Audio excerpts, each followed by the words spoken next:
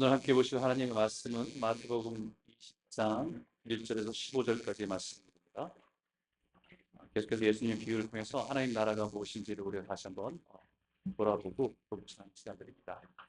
마태복음 20장 1절에서 16절까지 말씀 제가 한 절 여러분이 한 절 읽겠습니다. 천국은 마치 품꾼을 얻어 포도원에 들여보내려고 이른 아침에 나간 집주인과 같으니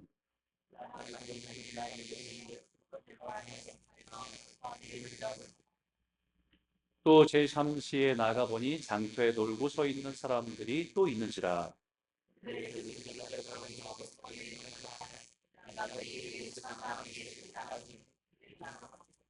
제6시와 제9시에 또 나가 그와 같이 하고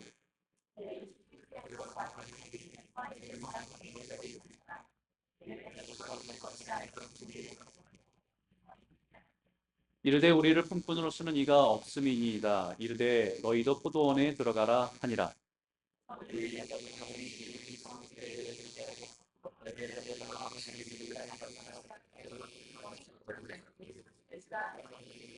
제11시에 온 자들이 와서 한 데나리온씩을 받거늘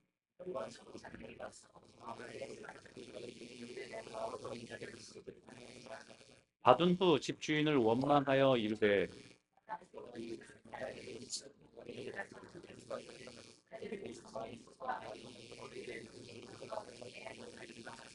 주인이 그 중에 한 사람에게 대답하여 이르되 친구여 내가 내게 잘못한 것이 없노라. 네가 나와 한 데나리온의 약속을 하지 아니하였느냐.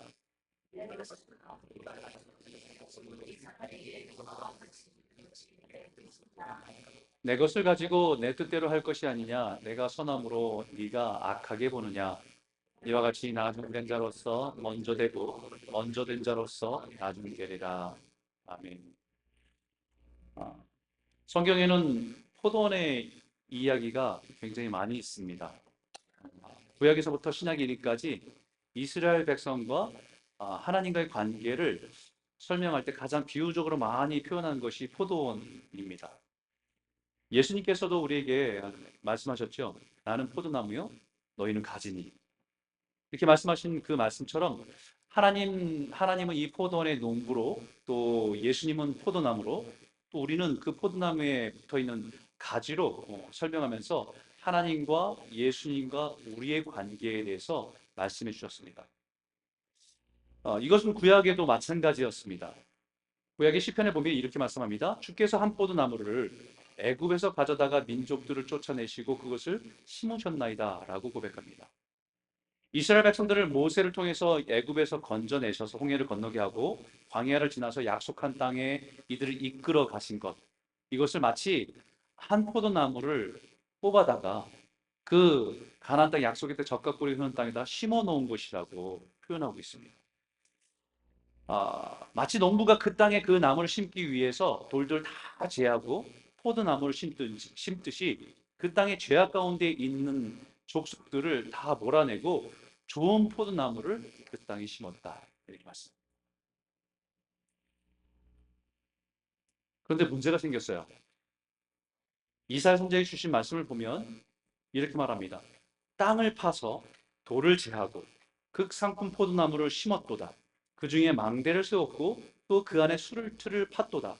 좋은 포도 맺기를 바랐더니 들포도를 맺었도다. 이스라엘 죄악을 이사야 선지자가 하나님 말씀을 가지고 이스라엘 백성들을 선포할 때 하나님께서 가장 좋은 극상품 포도나무를 심었는데 그 열매를 기대하는데 그 열매가 들포도를 맺은 것. 단지 열매만을 기대한 것이 아니라 농부로서 할 일을 다 하셨어요. 땅을 파고 돌을 제하고 잡초를 뽑고 좋은 땅에 좋은 나무를 좋은 포도나무를 심었습니다. 뿐만 아니라 들짐승들이 와서 포도원을 파괴할 것을 망칠까 봐 울타리도 쳤습니다. 울타리 칠 뿐만 아니라 그 포도원의 중간에 망대를 세워서 어디서 들짐승이 갑자기 들이날지 혹시나 도둑이 와서 그 포도원을 망칠까 그것을 지키면서 보호해 왔다는 것입니다. 그러면서 가을이 돼서 이 포도나무에서 좋은 열매가 맺을 것을 기대했는데 들포도가 맺은 겁니다. 아무짝에도 소용없는 들포도를 맺은 겁니다. 이 포도원의 이미지를 가지고 있는 사람들에게 예수님께서 오늘 이 비유를 말씀하십니다. 하나님의 나라, 천국에 대해서 이 비유로 말씀하십니다. 우리 1절 한번 같이 한번 읽어볼까요? 같이 읽겠습니다. 시작. 천국은 마치 품꾼을 얻어 포도원에 들여보내려고 이른 아침에 나간 집주인과 같으니, 하나님의 나라 천국은 마치 자기 포도원에 일할 품꾼을 찾으러 아침 일찍 나간 집주인과 같다라고 말합니다. 이스라엘 포도 농사를 보면 봄에는 주로 이제 포도나무를 심거나 이미 심어서 자라는 것을 이제 돌봅니다. 거름도 주고 가지도 치고 여름에 열심히 그것을 돌보지요. 그러고 나서 9월이 이르면 이른 9월이 되면 추확을 하는 일정입니다. 1년의 그 포도 농사 일정 중에서 가장 분주한 시기가 수확기입니다. 주로 그 수확기에는 이미 포도원에서 일하는 일꾼들이 있지만 그 일꾼들 외에 더 많은 인력이 필요하기 때문에 포도원 주인은 장터에 나가서 함께 일할 일거리를 찾는 사람들을 불러다가 고용하다가 수확하는 일들을 하게 되는 일입니다. 이 사람들에게는 특별한 기술이 필요 없습니다. 포도원에 대해서, 포도 농사에 대해서 전문 지식도 필요 없습니다.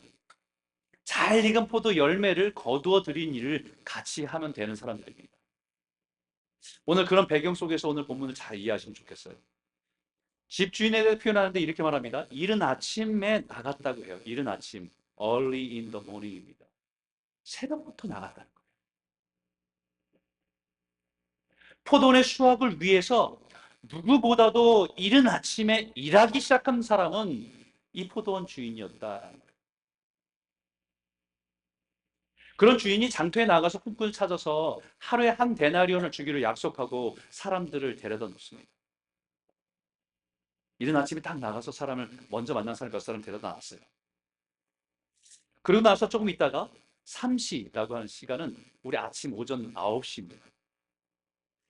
이 9시에 장터에 나갔는데 아직도 놀고 서 있는 사람이 있어서 그 사람들과 동일한 약속을 하고 포도원에 들여보냈습니다. 오전 9시면 이제 한창 사람들이 이곳저곳으로 데려가서 일을 막 시작하는 시간이잖아요. 그런데 아직 불려가지 못하고 남았던 사람을 데려간 거죠. 그래도 남아있는 사람들은 혹시나 누가 늦게라도 와서 일꾼을 찾지 않을까 해서 남아있던 사람들, 그 마음 때문에 그 자리를 떠나지 못하고 있었던 사람들, 그 사람들을 불러다가 자기 포도원에 들여놓은 곳입니다. 근데 그 사람들을 표현할 때 이렇게 표현하고 있어요. 제3시에 나가보니 장터에 놀고 서 있는 사람들이 또 있는지라. 놀고 서 있는 사람.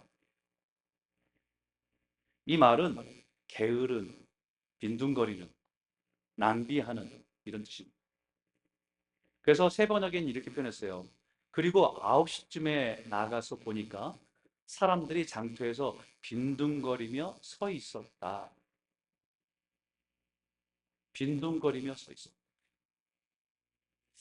할 일이 없어서 어쩔 줄 모르고 할 일이 없어서 거기서 빈둥거리고 있었다라는 거예요.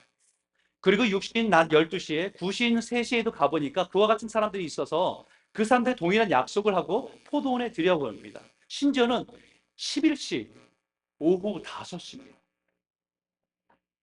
일과를 마치는 시간 불과 1시간도 채 남지 않은 그 시간에 아직도 빈둥거리며 서 있는 사람이 있어. 그 포도원 주인이 그들에게 묻습니다. 왜 종일토록 여기에 서 있냐고. 그래서 그 사람들이 이렇게 대답해요. 우리를 품꾼으로 쓰는 이가 없습니다. No one has hired us. 아무도 우리를 품꾼으로 삼는 사람이 없습니다.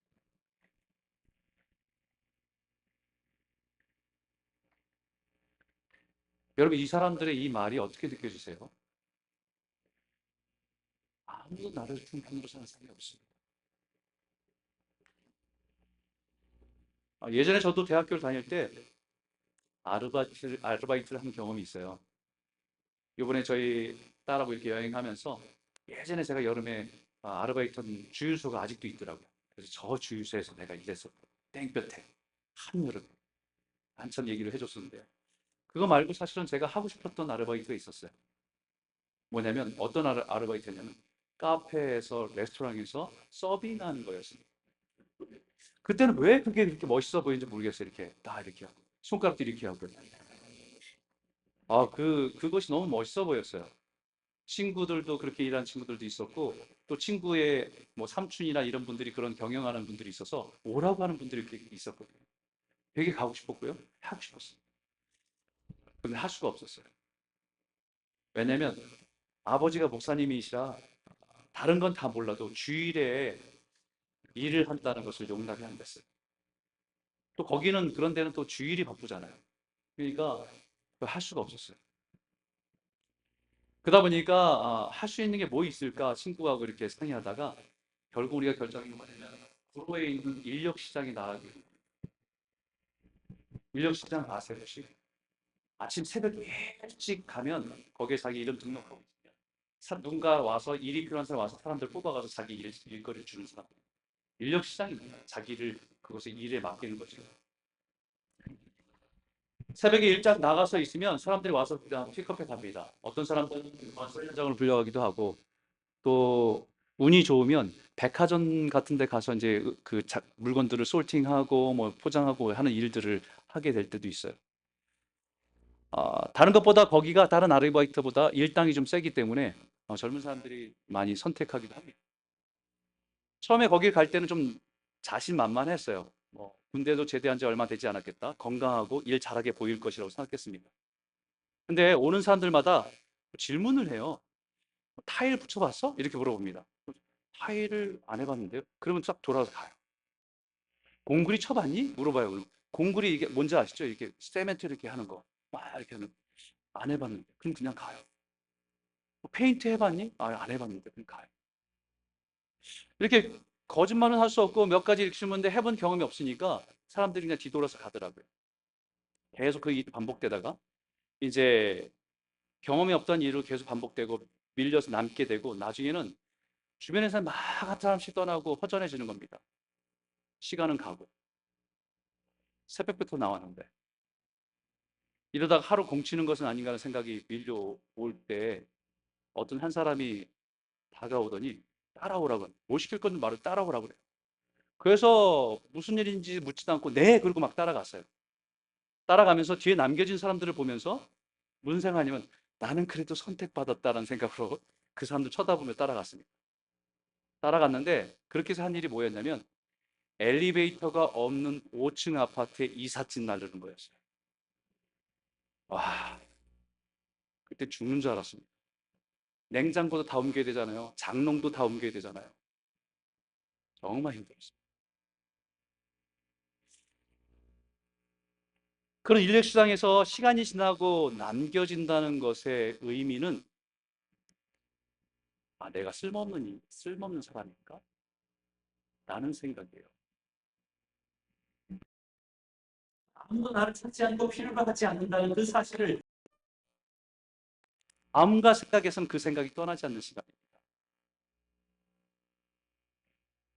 그래서 이 품꾼들이 자신들을 생각할 때 우리를 품꾼으로 쓰는 이가 없습니다. No one has hired us. 우리를 품꾼으로 일자리 줄 수 있는 사람이 없습니다. 우리를 품꾼으로 여겨서 우리를 일자리 줄 수 있는 사람이 없습니다라고 얘기하고 있는 거예요. 이 말 속에는 그들이 갖고 있는 마지막 남은 자존감까지도 무너진 마음입니다. 그런데 포도원 주인은 바로 그런 사람들을 찾아와서 자신의 포도원에 들여보내고 있는 겁니다. 장터에 놀고 서 있는 사람들, 마켓플레이스에서 빈둥거리고 서 있는 사람들, 어쩌면 이 모습이 세상에 살아가지만 자신의 인생의 목적도 모른 채 하루하루 세상 속에서 허송세월 보내고 있는 사람들, 그러다 어느 순간에 자신의 인생의 허무함 가운데 무너진 사람들이죠. 무엇을 위해 살아가야 할지 알지 모른 채 그저 인생만 낭비하며 살아가는 사람들일 것입니다. 나름 세상에서 열심히 산다고 했는데 돌아보면 허무함이 밀려오고 방황하는 인생을 살아온 사람들. 그런 사람들을 자신의 포도원의 품꾼으로 들여보내는 분이 하나님 나라의 주인. 그런 거 보면 이 주인은 일을 얼마나 잘하느냐, 이 사람이 일 잘하게 생겼다, 이런 것을 가지고 사람을 찾은 게 아니라 정말 쓸모없고 설마 사람들 관심 없고 낙심하고 절망한 사람이 있으면 그 사람들을 불러다가 자기의 포도원으로 들여보낸 사람이라는 것을 깨닫게 되지요. 여기서 우리가 한 가지 분명하게 깨닫게 하시는 것은 첫 번째 이것입니다. 하나님 나라에 들어가는 것은 어떤 자격과 능력에 의한 것이 아니라 하나님의 은혜로 들어가는 거예요. 여러분 믿습니까? 우리가 하나님의 자녀가 된 것은 우리에게 어떤 특별한 것이 있어서, 아름다운 것이 있어서, 의로운 것이 있어서, 자격이 있어서 우리를 하나님의 자녀로 삼는 것이 아니라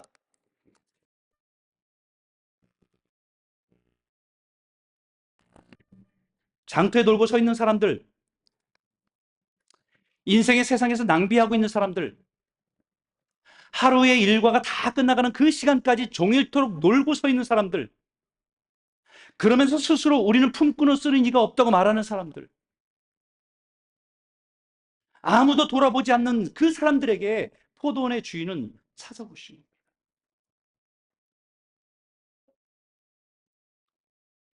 세상에서 열심히 살아보려고 했지만 내 마음대로 되지 않고 실패하고 무시당하고 버림받아 스스로 나는 실패한 인생이라고 절망하며 살아가는 그 한 사람에게 주님은 찾아오셨어요. 좋은 배우자를 만나 행복한 가정을 이루고 행복하게 살아가고 싶었지만 남편에게 버림받고 또 버림받고 다섯 번이나 버림받아서 세상 모든 사람들이 자신을 손가락질하는 것이 두려워서 아무도 안 나가는 땡볕에 가장 뜨거운 시간에 물을 기르러 우물에 나간 사마리아 여인을 찾아오신 거예요. 원하지 않는 질병으로 고통받는 것도 힘든데 사람들이 자신을 부정하게 여기고 거부하는 세상에서 매일 삶과 죽음의 경계를 살아야 했던 혈루병 여인을 찾아와서 구원하신 분이 예수님이세요. 나는 로마 제국의 등을 업고 살아가기 위해서, 생존하기 위해서 성전을 지나가는 사람들에게 세금을 걷어들여서 나름대로 살아가기 위한 그것을 생계를 유지하고 있던 사람.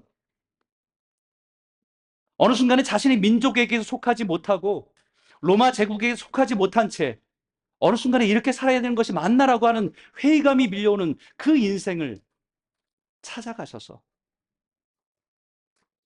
세리 마태를 찾아가 나를 따르라고 하신 그분이 우리 주님이십니다.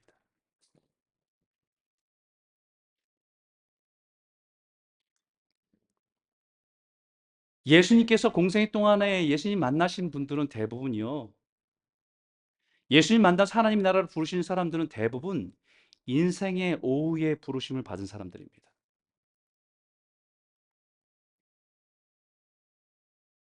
집주인의 포도원, 하나님 나라에 들어가는 것은 어떤 우리의 수고와 내가 가지고 있는 어떤 공로와 내가 살아가고 있는 어떤 의로움이 아니라 하나님의 은혜로 찾아오신 것 때문에 들어갈 수 있는 나라예요.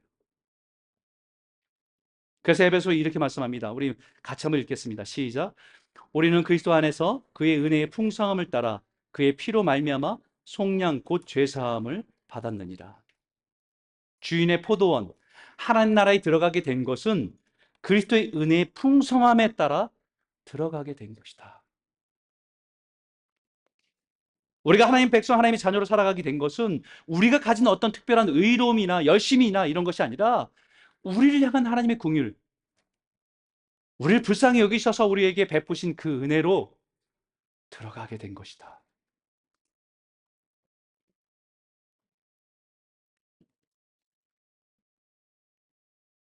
그렇다면 여러분 질문 하나 할게요. 그렇다면 나는 몇 시의 포도원의 품꾼으로 부르심을 받은 사람입니까?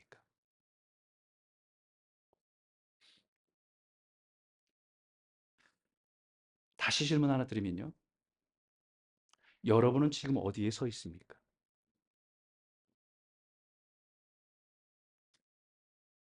주님은 끊임없이 우리를 찾아오셔서 포도원으로 들어오라고 초대하는데 여전히 세상에서 뭔가 바라고 원하는 것이 있어서 세상을 바라보면서 빈둥거리며 서 있는 자리에 서 있지는 않습니까?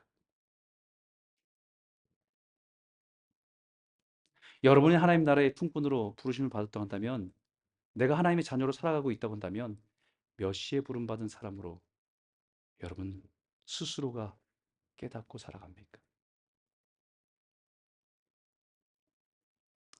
저는요, 어릴 때부터 이해가 잘 안 되는 것이 있었어요. 지금도 마찬가지입니다. 그게 뭐냐면 예수님이 십자가 옆에 매달린 두 강도 이야기예요. 한 강도는 십자가에 매달린 예수를 끝까지 조롱하고 비웃고 욕했지만, 다른 한 강도는 예수여 당신의 나라에 임하실 때에 나를 기억하소서라고 하는 그 고백. 그 인생에 잘한 거 그거 하나밖에 없는데 그 고백. 그 고백을 외칠 때 예수님께서 내가 진실로 네게 이르노니 오늘 네가 나와 함께 낙원에 있으리라 말씀하셨어요.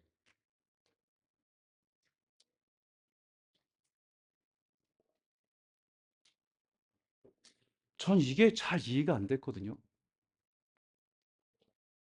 아마 여기에서 이해 안 되신 분도 있을 거예요. 신앙생활 하시는 분 중에서 이런 얘기를 하시는 분들도 종종 있습니다. 아, 예수 너무 일찍 믿었어. 너무 힘들대.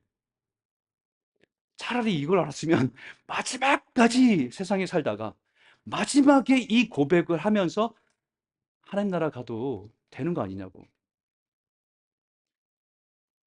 사실 제 마음에 그런 마음이 솔직히 있었거든요, 어릴 때.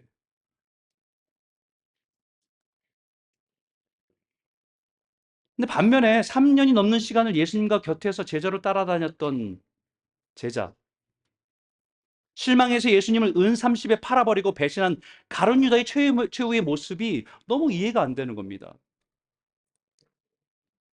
어쩌면 가룟 유다는 아침 일찍 포도원에 들여보내 품꾼 같은 사람일 수 있습니다.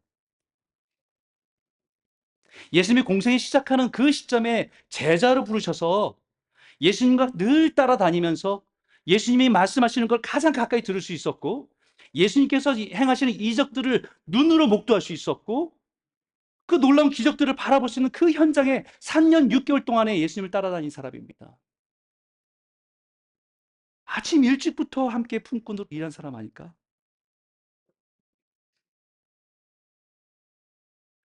이 한 강도는 오후 5시가 아니라 오히려 오후 5시 50분 정도에 포도원에 들여보낸 사람은 아닐까? 수고하고 헌신한 걸 따지면 가룟 유다에 비할 바가 되지 않습니다. 그럼에도 불구하고 주님 우리에게 분명히 전하고 싶은 것은 하나님의 나라는 우리의 수고와 노력이나 공로로 들어가는 것이 아니라 전적인 하나님의 은혜로 들어가게 된다는 것이에요.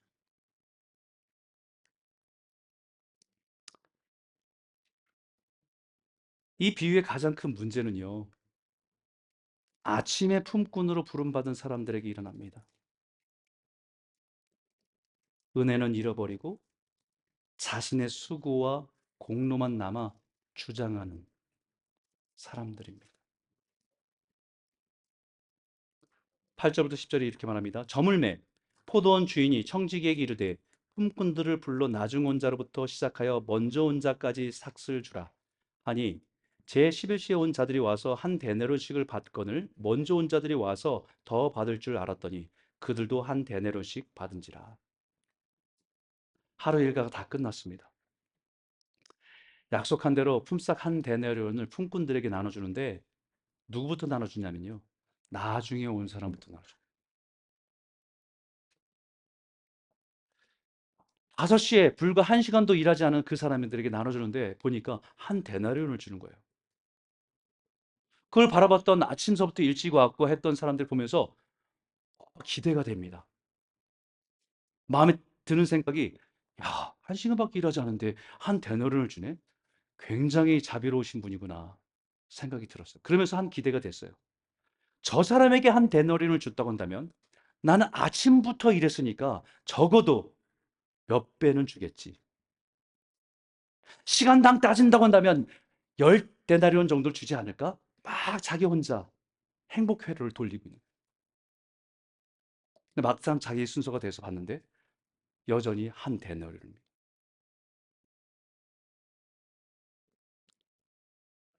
그래서 불만이 터집니다. 우리 11절과 12절 한번 읽어볼까요? 함께 읽겠습니다. 시작. 바두노 집주인을 원망하여 이르되 나중은 이 사람들은 1시간밖에 일하지 아니하였거늘 그들을 종일 수고하여 더위를 견딘 우리와 같게 하였나이다. 한마디로 이거잖아요. 이거 불공평한 거 아닙니까? 어떻게 나중에 1시간 일한 사람과 아침부터 땡볕에서 일한 우리하고 일당이 같을 수 있습니까? 어떻게 생각하면 이들의 주장은 합리적인 주장일 수 있습니다. 시간당 일한 대가를 주는 것이라고 한다면 당연히 불공평한 일입니다. 그러나 포도원 주인은 2절에 하루 한 데나리온을 약속하고 아침에 그들을 포도원에 들여보냈다라고 말합니다. 그들에게 약속한 것을 준 거예요.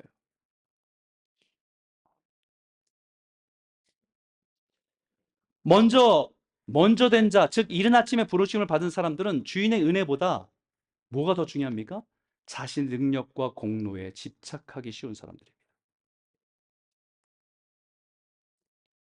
자신들은 당연히 그럴 만한 자격이 있다고 생각하는 사람들입니다. 자격이 없는 나를 주인이 긍휼히 여기셔서 나를 찾아오셔서 나를 선택하셨다는 은혜보다 내가 많은 사람들 중에서 선택받았다라고 하는 우월감에 빠지기 쉬운 사람들입니다.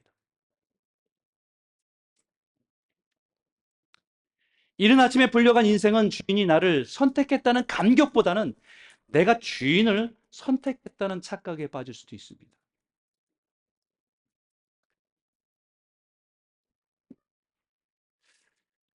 은혜를 잃어버리면 자신의 수고와 공로를 앞세웁니다. 내가 지금까지 교회를 위해서 얼마나 수고했는지, 내가 지금까지 신앙생활하면서 얼마나 많이 헌금하고 봉사했는지, 내가 지금까지 목사와 리더로서 얼마나 헌신하고 수고했는지 이것이 더 중요하게 됩니다.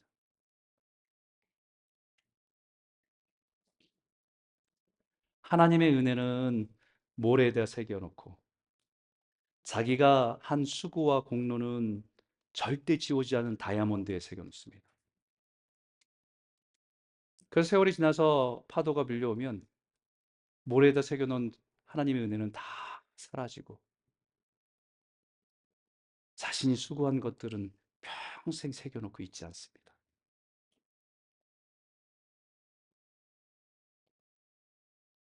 다른 사람의 이야기가 아니라 목사인 저도 그럴 수 있습니다. 생각해 보니까 대학교 4학년 때 이 신학교 가기 준비하면서 정말 하나님 저를 부르셨습니까라고 결단하기 위해서 일주일간 금식하고 천마성 기도원에서 기도할 때 제 기도를 바꾸셔서 저 같은 사람을 하나님의 나라의 일꾼으로 부르셔서 감사합니다. 라고 시작한 목회예요. 그렇게 눈물로 흘리면서 고백하며 시작했던 목회인데 어느 날 보니까 은혜는 세월의 바다에 씻겨서 희미해지고요. 내가 지금까지 개척해서 교회와 성도를 섬기면서 얼마나 힘들고 수고했는지를 계속해서 되뇌이고 있는 일들을 하고 있을 때가 많습니다.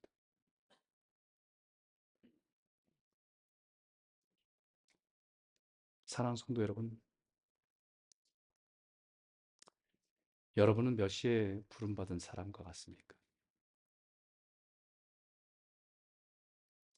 아무도 품꾼으로 여기지 않는 나를 하나님의 나라의 품꾼을 부르신 감격스러운 은혜가 아직 가슴에 살아 있습니까?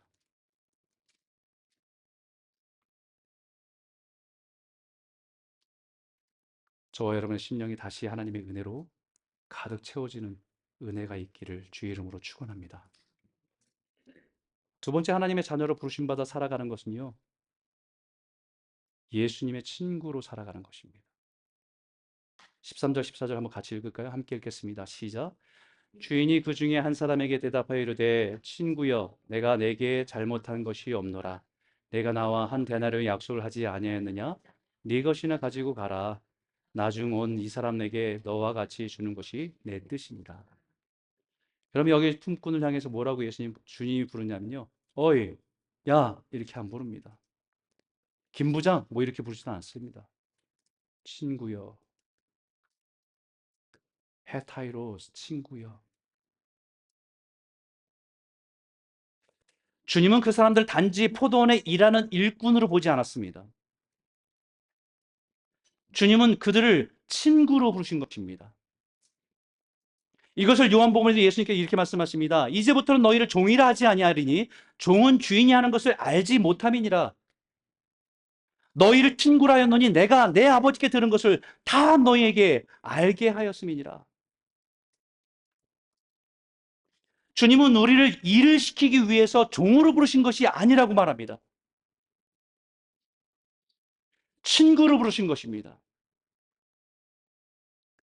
하나님 아버지의 뜻을 나누고 공유하고 함께 하나님의 나라를 섬기는 일에 함께 일하자고 우리를 부르신 거예요.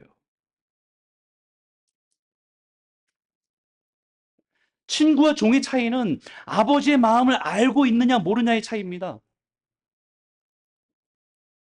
친구는 그냥 아는 사람들이 아니라 마음을 통하는 관계 아닙니까? 기쁨과 슬픔을 함께 공유할 수 있는 관계가 친구입니다. 주인의 포도원에 들여보내서 함께 열매를 맞아가는 기쁨. 그 풍성한 열매를 거두는 기쁨을 함께 나누기 원하셔서 우리를 자신의 포도원에 부르신 것입니다. 이 땅에 하나님 나라에 회복되어지고 세워가는 일에 우리를 부르신 거예요.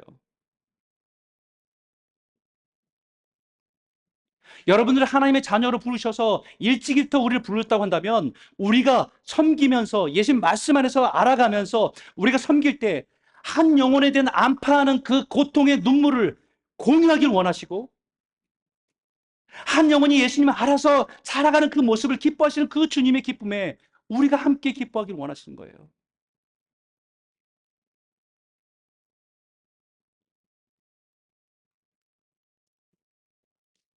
그런데 우리는 오랫동안 예수를 믿어서 예수를 믿으면서 우리가 이 땅에 살아가는 동안에 때로는 내가 포기해야 되고 때로는 내가 순종해야 되는 그것이 마치 짐처럼 여긴다고 한다면 그것은 친구가 아니라 종이죠.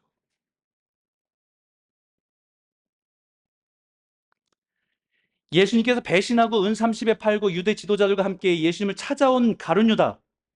가룟 유다를 향해서 이렇게 말씀합니다. 친구여, 헤타이로스, 네가 무엇을 하려고 왔는지 행하라라고 말씀하십니다.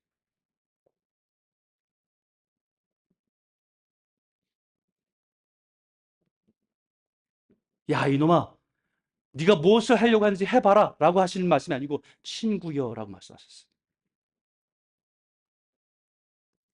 예수님은 그를 친구로 여기셨는데 그는 예수님을 나쁜 주인으로 여긴 겁니다.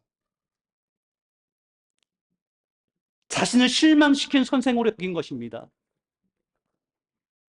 3년 동안의 시간들을 예수님과 함께 보내고 열심히 재정을 관리하고 뭐 필요할 때마다 열심히 뛰어서 수고하고 했어도 예수님을 친구로서 뜻과 마음을 모르고 자신의 수고와 공로만 주장한 것입니다.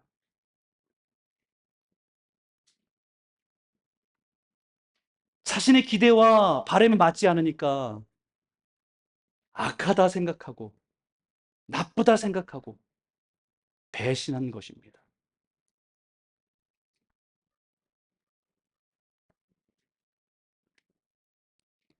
포도원의 주인은 무엇이 문제인지 분명히 말씀합니다. 15절에 같이 읽겠습니다. 시작. 내 것을 가지고 내 뜻대로 할 것이 아니냐. 내가 선함으로 네가 악하게 보여. 주인의 포도원에 일하면서 자신의 수고와 공로가 기준이 되며 자기의 수고와 공로가 기준이 되니까 주인조차도 불공평하다고 악하다고 생각합니다. 자신이 기준이 되면 주님의 은혜가 풍성하신 것을 불공평하다고 악하다고 말할 수 있습니다. 선과 악을 나누는 기준이 자기가 되기 때문입니다. 내가 수고한 것, 내가 땀 흘린 것, 내가 열심으로 신앙생활한 것이 기준이 되어서 그 기준에 맞지 않으면 악한 것이라 판단할 수 있습니다. 예수님이 잘 아는 비유죠. 달란트 비유의 핵심은 몇 달란트 받았는데 몇 달란트 남겼다가 아닙니다.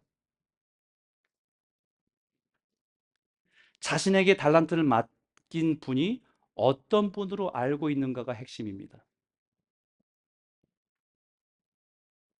한 달란트 받은 사람은 그 사람의 약점과 그 사람의 실수는 주인을 모른다는 거예요. 마태복음 25장 24절에 이렇게 말합니다.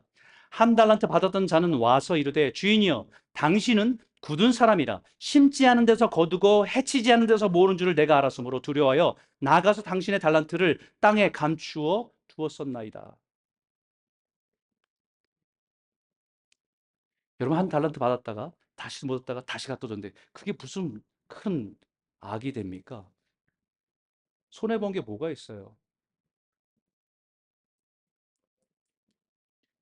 이 한 달란트 받은 사람이 주인이여 당신은 굳은 사람이라 완고한 사람 혹은 사납고 무지한 사람으로 내가 알았습니다라고 얘기합니다. 현대의 성경에는 주인님, 나는 주인님이 아무 수고도 하지 않고 남이 심고 뿌려놓은 것을 거둬들이는 지독한 분이라고 알았습니다라고 얘기합니다. 주님을 모르니까 자기가 기준이 되어서 악하다고 판단하고 있습니다. 주인의 포도원에 평생 일하면서도 주인을 모르는 것입니다. 그 사람을 가리켜서 악하고 게으른 종이라 말씀하시는 거예요.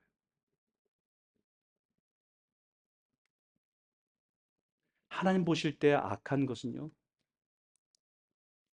은혜를 잃어버리고 비교하는 마음입니다. 감사를 버리고 남을 시기하는 거예요. 은혜를 버리고 자신의 공로와 수고를 주장하는 겁니다. 그것이 하나님 보실 때 악한 거예요. 주님이 우리에게 원한 것은요, 친구로서 동행하는 삶입니다. 친구로서 마음을 나누고 슬픔과 기쁨을 나누기를 원하십니다. 우리가 하나님의 자녀로 부르셔서 각자의 자리에 살아가는 것은 죄로 깨어진 이 세상에서 하나님의 나라를 회복하는 일에 함께 섬기면서 그것을 이뤄가는 기쁨과 슬픔을 함께 누리길 원하시는 것이 주님의 마음입니다. 주님이 다시 오시는 추수의 날까지 주와 함께 주의 뜻을 따라 순종하며 함께 일하는 기쁨, 그것을 위해서 우리를 하나님의 자녀로 일찍부터 부르신 거예요.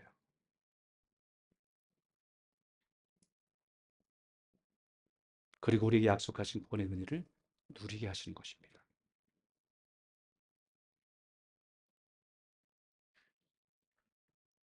그리고 이 말씀의 비유의 결론을 말씀하세요. 우리 16절의 말씀인데 같이 한번 읽어볼까요? 함께 읽겠습니다. 시작. 이와 같이 나중된 자로 먼저 되고 먼저 된 자로서 나중되리라. 여러분 이 비유는 예수님을 오래 믿은 사람이 제일 싫어하는 비유예요.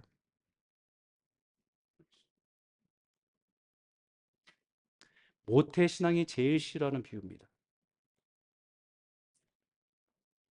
신앙생활 오래 하신 분이 제일 싫어하는 말씀입니다.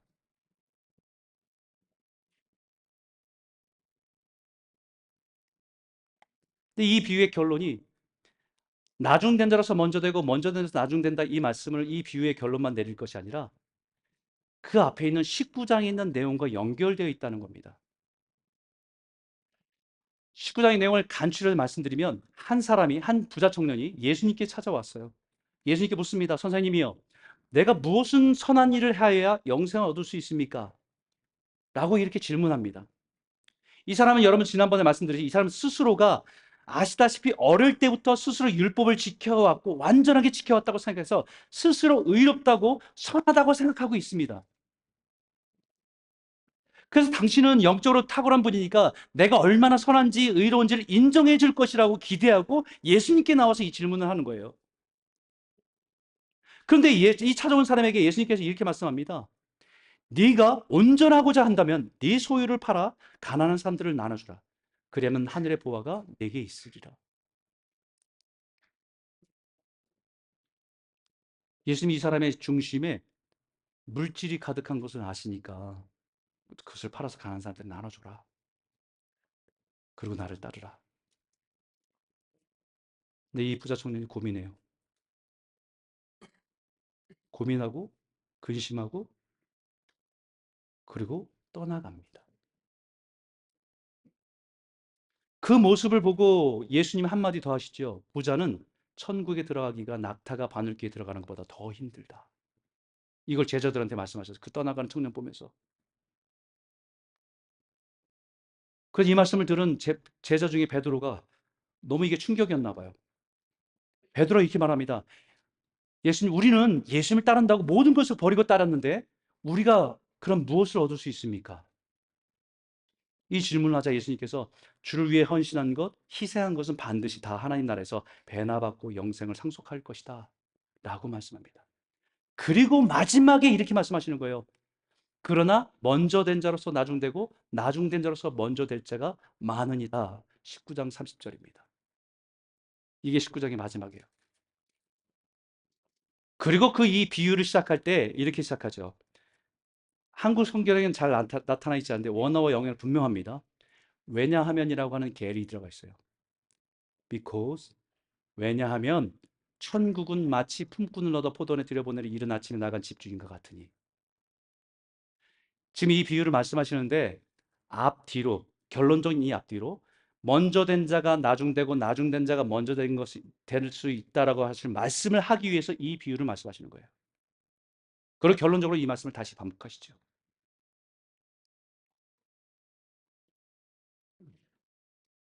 하나님의 나라는 내 수고와 공로에 있지 않습니다.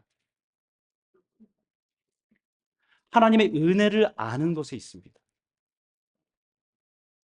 나 같은 죄인 살리신 주의 은혜를 아는 것이 먼저입니다. 나같이 부족한 사람을 불러서 하나님의 나라의 일을 맡기신 은혜에 감사하는 것이 먼저입니다. 예수를 믿어 하나님의 구원의 백성으로 살아가는 것은 하나님의 포도원의 선한 일을 위해서 부르심을 받은 것이고, 먼저 부르심을 받았다고 한다면 평생에 주와 함께 동행하며 주를 더 알아가고 친구와 같은 그 친밀함 가운데 그것을 누리라고 우리를 부르신 특권입니다.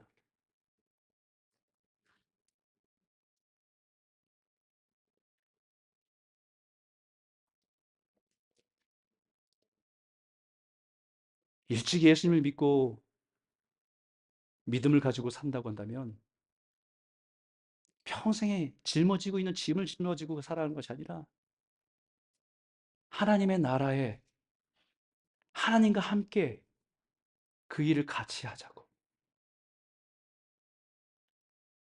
나와 친구와 같이 그 마음을 누리자고 부르신 특권이라는 거예요.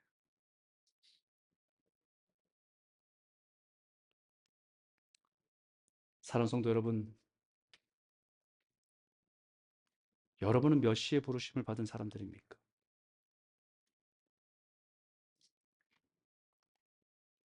여전히 그 감격과 은혜를, 그 기쁨을 간직하고 계십니까?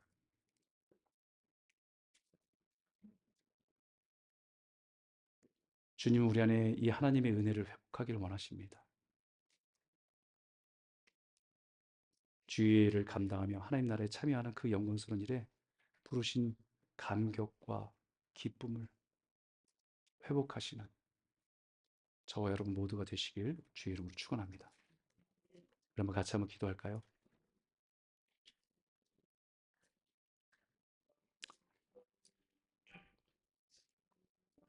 여러분 한번 생각해 보세요.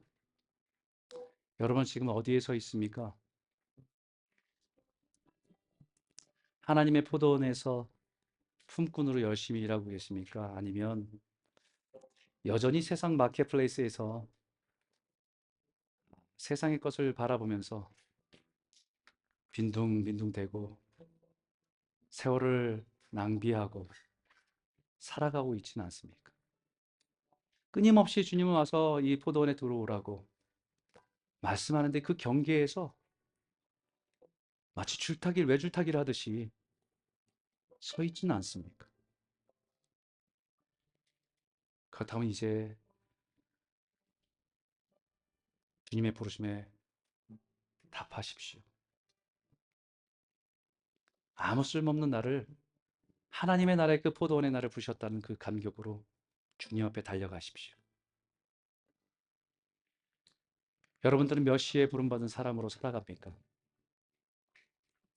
모태신앙으로 어릴 때부터 수십 년 전에 신앙생활을 시작했는데 할아버지, 아버지, 그 부모로부터 믿음으로 통해서 어릴 때부터 신앙생활을 했는데 은혜는 없고 종교생활로 내가 무엇인가 하고 있다는 그 자체로 여러분 신앙의 의미를 두고 살아가고 있지는 않습니까? 오늘 다시 한번 이 말씀 앞에서 하나님 자격 없고 소망 없는 우리를 찾아와 자녀 삼아주신 하나님 은혜에 감사드립니다. 그저 허무한 세상에 살아가다가 허망한 인생을 살아가는 우리들인데 늦지 않게 찾아와 주셔서 불러주심에 감사드립니다. 하나님의 부르심에 아버지의 부르심에 합당하게 살아가게 하여 주십시오. 하나님의 선하심을 따르고 깨어진 세상에 하나님 선하심을 증거하며 살아갈 수 있도록 도와주십시오. 우리를 종이 아니라 일을 하기 위한 종이 아니라 친구로 부르신 그 뜻대로 주님의 뜻과 마음을 더 깊이 알아가는 주님과 동행하며 살아가는 그 친밀함과 기쁨을 누리며 살아갈 수 있는 성도 되게 하여 주시옵소서. 우리 한번 같이 한번 믿음으로 기도하기 원합니다. 함께 기도하겠습니다. 하나님 아버지 감사합니다. 하나님 아버지 오늘 이 말씀을